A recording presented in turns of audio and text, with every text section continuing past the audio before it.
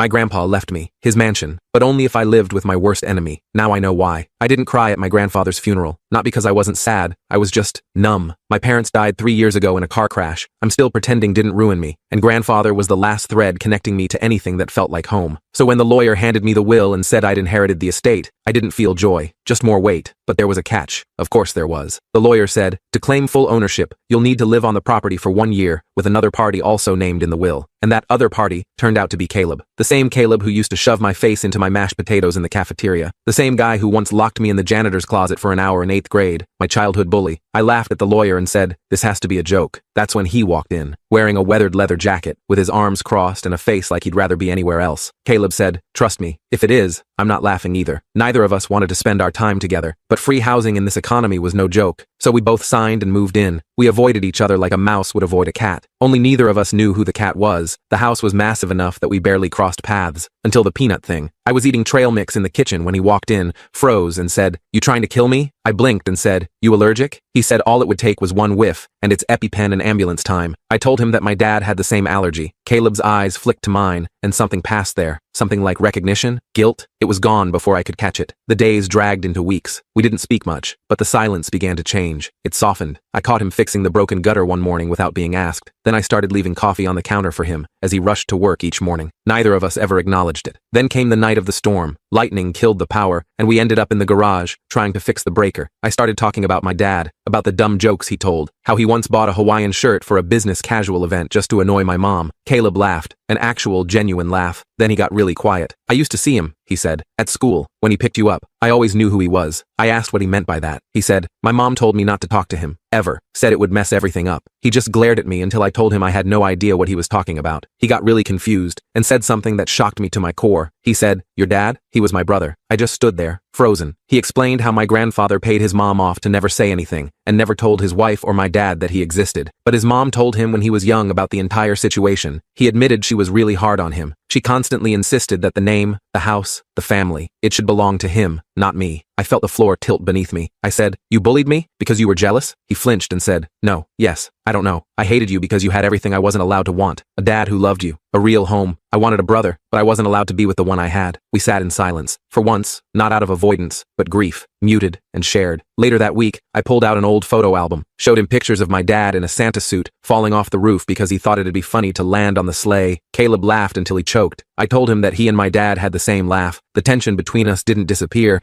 but it shifted into something else. Not friendship. Not yet. But maybe family.